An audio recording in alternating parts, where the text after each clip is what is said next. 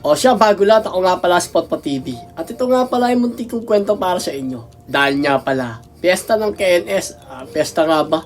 Hindi ko alam kung anong tawag dito, parang department, ewan ko ba? O siya. O siya, pumasok na nga pala ako rito at pinamusta ko yung mga tropa pa natin. Siyempre, shoutout nga pala sa klase kong tong si Garcia. Ang bait nito, boss, mabait na.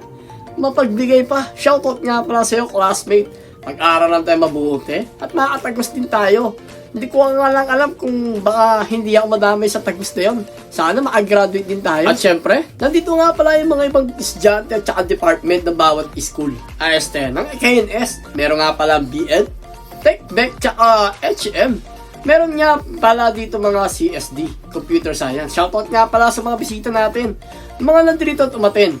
Shoutout nga pala sa tropa pits natin, nagpa-shoutout nga pala. At hindi lang yun, pagkapasok ko pala marami na kilala kay Potpot TV.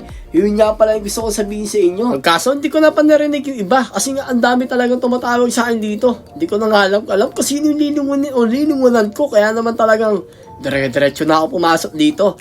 Again, shoutout nga pala sa mga kalasi ko rito at sa mga grabe ang daming tao dito.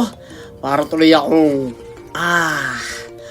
O siya. O basta payo ko lang naman, mag-aral tayo ng mabuti para sa ating kinabukasan at saka sa mga magulang natin. Para kahit papaano balang araw, matulungan natin sila. At syempre, shoutout nga pala sa mga kalasi kong to. Shoutout nga pala sa inyo, Kuis Ate. Grabe, ang dami pala nila dito. At hindi lang yan, meron pa silang placard. Dito nga pala yan kay Dwight Howard. Dwight Mata pala. Dwight Howard, NBA yun. O siya, pagkatapos doon, naglaan muna ako. Dahil marami pala talaga nakakilala sa atin dito. Shoutout nga pala kay Kuya. Naku, akala ko tuloy nasabihan siya ng ewan ko ba? O siya, shoutout nga pala sa mga ibang estudyante dito. Again, mag-aral lang tayo ng mabuti para sa kinabukasan natin. Para kahit papaano, paulit-ulit ko nang binabanggit ito na makapagtulong tayo sa mga magulang natin. Dahil balang araw, yan din ang magiging kayamanan natin. Walang makakapagnakaw o makakakuha ng speak of nakaw, no? O siya, huwag niyong gagayahin yung mga corruption, ha? Alam nyo na yon. Alam kong balita nyo na yung corruption sa Pilipinas. Nakakalungkot talaga, kaya sinishare ko lang sa inyo. Hindi man siya kasama sa video, pero sana balang araw, huwag tayong papabulag sa mga politiko o sa mga nakataas para bulagin tayo sa katotohanan sa pera ng bayan.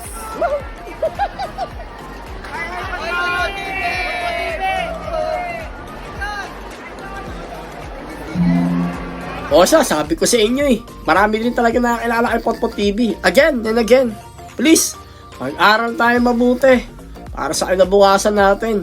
Kaya ako inuulit-ulit to, para isang araw, hindi tayo maging tambay. Hindi naman kasi sabing lahat ng tambay ay masama. I mean, makatulong tayo sa mga magulang at sa mga kapatid natin.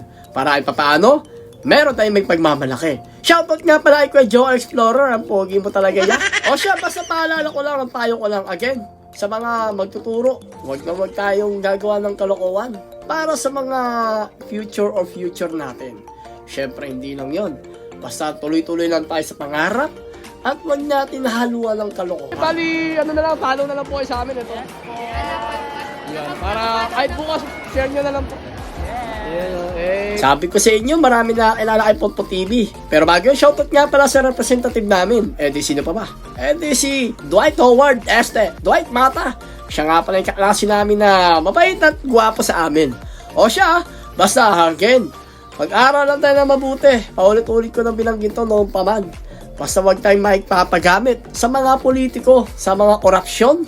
At syempre, alam ko naman at balitang-balita nyo yung mga korupsyon sa Pilipinas. Kaya hanggat maaari, huwag tayo magpapabulag sa pera. Pag tinatapalan tayo, iwasan natin para sa taong bayan.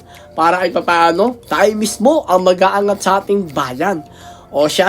Basta ang malagay importante. At importante ay malagay gumawa tayo ng tama para sa kapwa natin. Huwag tayo magloloko o magnanakaw. Huwag tayo magsisinungaling para tayo papaano. Isang araw, ay maaamit natin itong mga bagay na kung saan pinapangarap natin. Siyempre, shoutout muna kay Kaleya. O paano? Hanggang dito muna nga aking kwento. Maraming salamat po sa inyo lahat sa mga sumusuporta kay Potpot TV. Please, like and share and follow.